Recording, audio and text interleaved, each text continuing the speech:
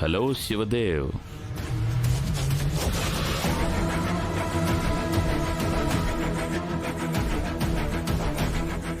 రా అగ్నిదేవ్, ఎందుకురా నా కుటుంబం మీద కక్ష కట్టావు? ఎందుకురా నా జీవితంతో ఆడుకుంటున్నావు? నేను నీకేం అన్యాయం చేశాను రా?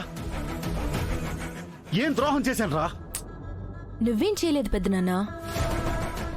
నీ కూతురు పున్నమి చిన్న మర్డర్ చేసింది. దాన్ని మేం అడ్డం పెట్టుకున్నాం అంతే.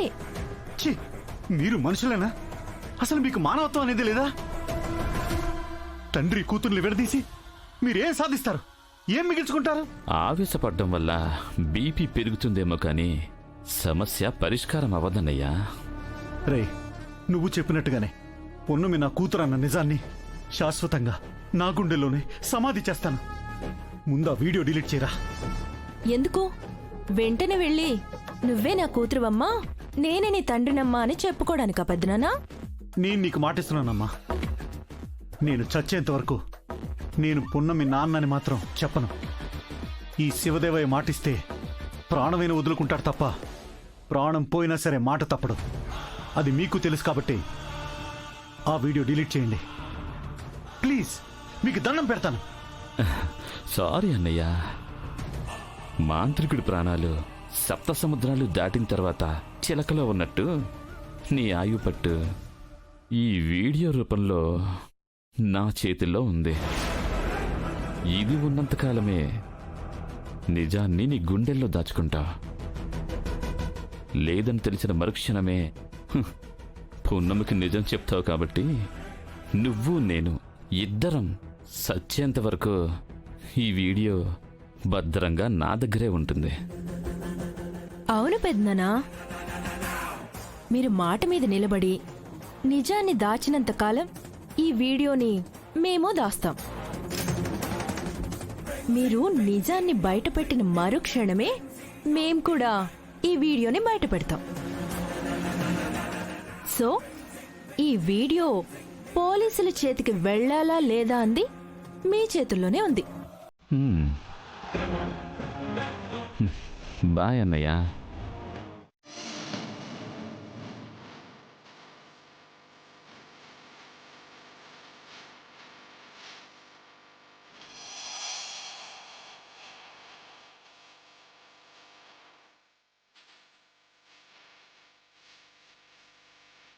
నాన్న నాతో ఏదో చెప్పాలని వచ్చారు, చెప్పకుండానే వెళ్ళిపోయారు. ఏం చెప్పాలని వచ్చారు?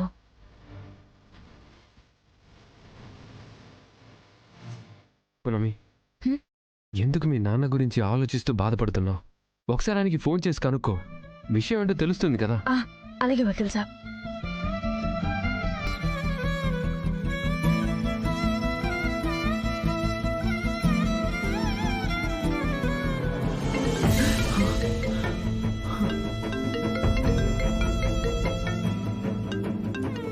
పున్నమి, నా బంగారు తల్లి నా కోసమే ఆలోచిస్తున్నట్టుంది.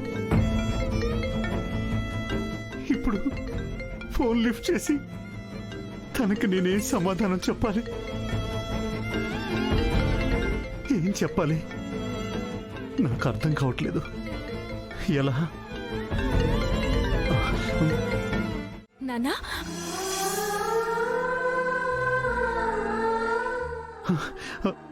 నీ నోటి నుంచి నాన్న అన్న మాట వింటుంటే నా ఒళ్ళంతా పులకరిస్తుందమ్మా.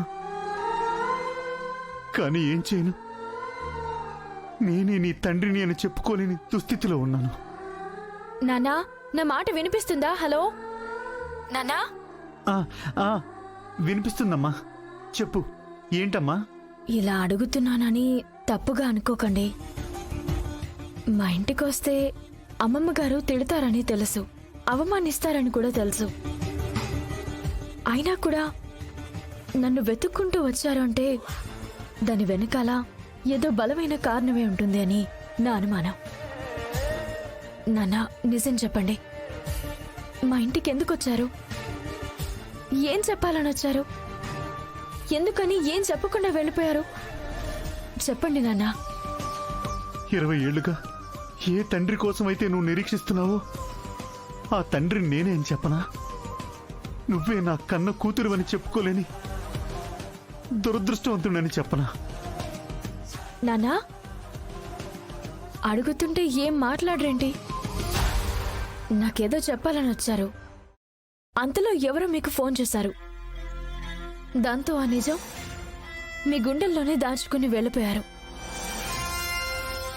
నాకు తెలుసు, నేను మీ కూతుర్నని మీరు నమ్మితే నాకు నిజం చెప్పండి, లేకపోతే ఈ విషయాన్ని వదిలేయండి. అమ్మ పున్నమి, ఎంత మాట అన్నావమ్మా నువ్వు? నువ్వు నా బంగారు తల్లివమ్మా. నీ కాకపోతే ఇంకెవరితో చెప్తాను? చెప్పండి నాన్న. దూరమైన నా కూతురు ఎక్కడుందో నాకు తెలిసిందమ్మా. ఏమైంది పున్నమి? కూతురు ఎక్కడుందో చెప్తున్నారు. ఓ నిజమా నాన్న? ఎంత శుభవార్త చెప్పారు నాన్న. ఎక్కడుంది తను? ఎలా ఉంది? తనకేమమ్మా, మహారాణిలా ఉంది. కాకపోతే